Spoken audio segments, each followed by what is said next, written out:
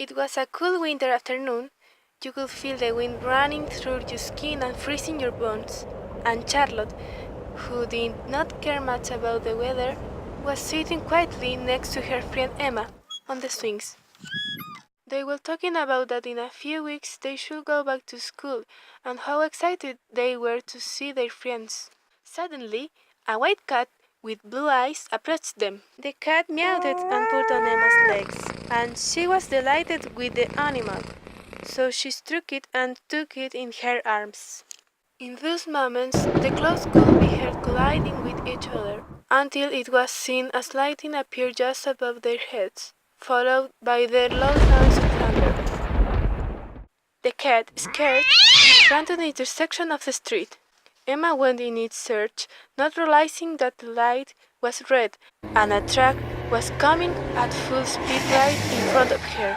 The truck didn't stop and hit Emma, leaving her lying on the floor next to a large pool of blood. Charlotte, who was running after Emma, was shocked to see her friend almost dead on the floor. But when she was approaching the inner body of her friend, she could see a girl dressed just like her, but with a cap that covered much of her head. She whispered, "This is real." And in that exact moment, everything became blurred and dark. The bear sang, and it was after 6 in the morning, and Charlotte awoke sweating cold. The first thing she did was to go directly to her mother's room and ask about Emma's condition. Her mother didn't understand what her daughter was talking about, and to calm her a little, she said, "Why don't you call your friend's house and ask yourself how she is?" Charlotte followed her mother's advice and ran to the phone. Emma's mother, in a solemn tone of voice, answered the call. Charlotte, still a little accelerated, asked how was Emma, and the lady couldn't understand. So she said, "Emma is sleeping peacefully in her bed. Nothing has happened to her. Please, Charlotte, calm down a little. I don't understand you." Charlotte didn't understand what was happening. She didn't know what to say, so she ended the call abruptly. For her, everything has been so vivid, so real. The accident, the cat, her friend lying on the ground, and her other self. Later that day, Charlotte decided to visit Emma and see if everything was really fine with her. Emma greeted her at the door of her house with a smile, and Charlotte couldn't help but hug her and cry on her shoulder. Emma asked, a little worried, "What's wrong?" And Charlotte just said, "Oh, nothing. Everything's fine. Don't worry." Her friend, still worried, offers her to buy ice cream, and Charlotte accepts the invitation. While they were walking, they pass the same park from last night, and the same white cat approaches them.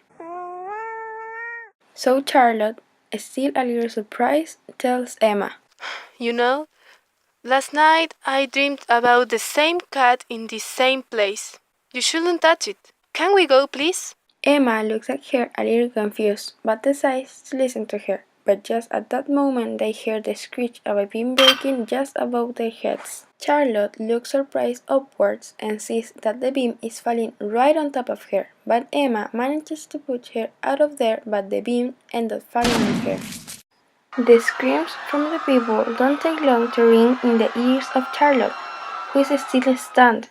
A group of people gather around her, and without understanding what is happening, is raised from the floor by one of them. She doesn't take long to look at her friend, and the only thing she could see was an inner body and a smile on her face, and right in front of her the same girl in the cap gesturing. This is not a dream. At that moment, everything became blurred, and she found herself again in her bed, full of cold sweat.